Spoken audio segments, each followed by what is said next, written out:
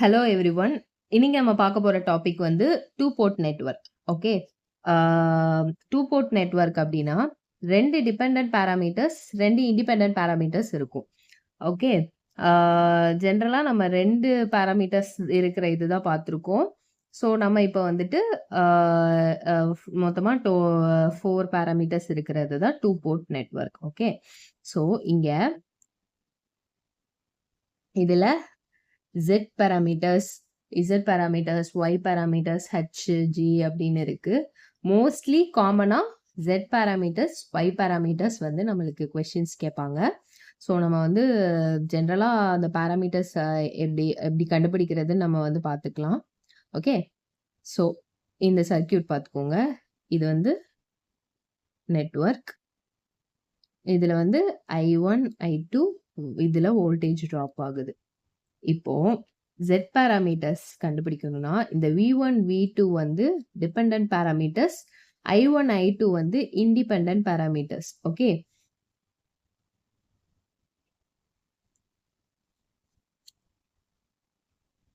இதோட general equation என்னன்னா V1 is equal to Z11 I1, Z12 I2, V2 is equal to Z22 I1, Z22 I2. ஜென்ரலா இந்த இதை வந்து ஞாபகம் வச்சுக்கோங்க.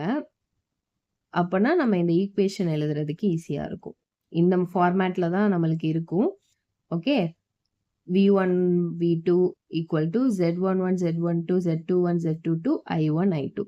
ஸோ இதை மல்டிப்ளை பண்ணி இப்படி எழுதுனா இந்த மாதிரி நம்மளுக்கு ஒரு ஈக்குவேஷன் ஃபார்ம் ஆகும். ஓகே. இப்போ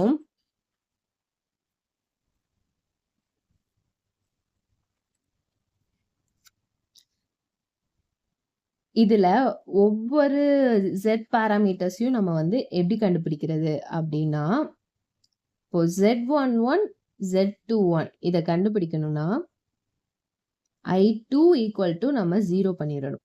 ஓகே. இந்த ஈக்குவேஷன்ல I2 Z11 Z12 கண்டுபிடிக்கணும்னா சாரி Z22 கண்டுபிடிக்கணும்னா I2 0 பண்ணிட்டா Z11 equal to I2 0னா V1 equal to Z11 I1, அப்போ Z11 equal to V1 by I1. அப்படி நம்ம ஒவ்வொரு பாராமீட்டர்ஸையும் 0 பண்ணி இதுல Z21க்கும் நம்ம I2 0 பண்ணா Z21 கண்டுபிடிக்கணும்னா சாரி இது வந்து Z21. Z21 கண்டுபிடிக்கணும்னா I2 0 பண்றோம். 0 பண்ணிட்டோம்னா V2 by I1. ஓகே. இது என்னன்னா Z11 equal to open circuit impedance இல்லைன்னா ஃபார்வர்ட் இன்புட் இம்பிடன்ஸ். அதே மாதிரி Z11ம் Z21 இந்த ரெண்டுமே இன்புட் இம்பிடன்ஸ். ஓகே. இந்த ரெண்டும் இன்புட் இம்பிடன்ஸ், இது ரெண்டும் அவுட்புட் இம்பிடன்ஸ். இது வந்து என்னன்னா ஒன்னு எய்தர் ஓப்பன் சர்க்யூட் இம்பிடன்ஸ் இல்லைன்னா ஃபார்வர்ட் இன்புட் இம்பிடன்ஸ்.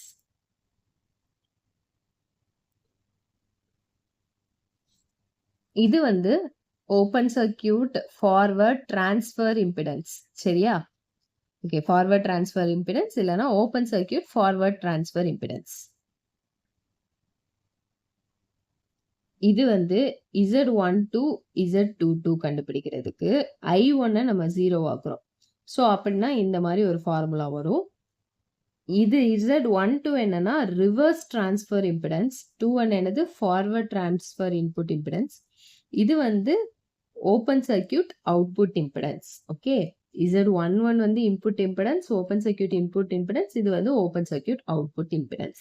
ஓகே. இப்போ இந்த ஃபார்முலாஸ் இதெல்லாம் இருக்குல்ல, இதுல வந்து இந்த மாதிரி ஃபார்முலா கொடுத்துட்டு இதெல்லாம் ஆப்ஷன்ல கொடுத்து இது என்னதுன்னு கேட்பாங்க. ஸோ நம்ம ஆப்ஷன்ல open circuit output impedance, input impedance அந்த மாதிரி நம்ம செலக்ட் பண்ணணும். ஓகே. அடுத்து Y பாராமீட்டர்ஸ் பார்க்கலாம். Y பாராமீட்டர்ஸ்ல I1, I2 independent, dependent, V1, V2 independent. சரியா? அதே சர்க்யூட் தான் இதுல வந்து நம்ம கரண்ட் வந்து டிபெண்டன்ட். ஸோ டிபெண்டன்ட் இண்டிபெண்டன்ட் என்னன்னா இந்த கரண்ட் வந்து நம்ம இந்த வோல்டேஜ் தெரிஞ்சாதான் நம்ம இந்த கரண்ட்டை கண்டுபிடிக்க முடியும். ஸோ வோல்டேஜ் வேல்யூ நம்மளுக்கு தெரியும். So independent.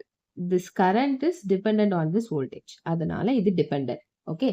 ஸோ இந்த ஈக்குவேஷன் என்னன்னா I1, I2 equal to Y11, Y12, 21, Y22, V1, V2.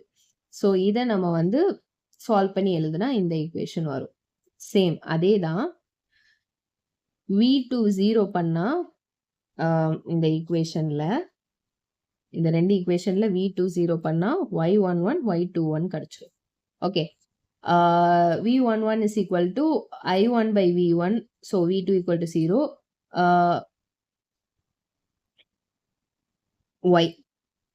Y21 is equal to I2 by V1, V2 equal to 0. So Y11 என்னது input admittance.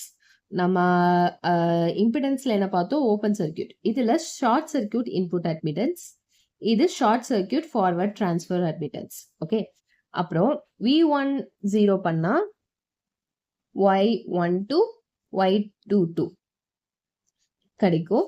ஸோ இது வந்து short circuit reverse admittance, short circuit open output admittance. Okay, இதெல்லாம் இதே மாதிரி தான். இதுவும் maybe அந்த கொஷின்ஸ்ல வரலாம். ஸோ இது ப்ராப்ளம் சால்வ் பண்ற வீடியோ நம்ம நெக்ஸ்ட் இதுல பார்க்கலாம்.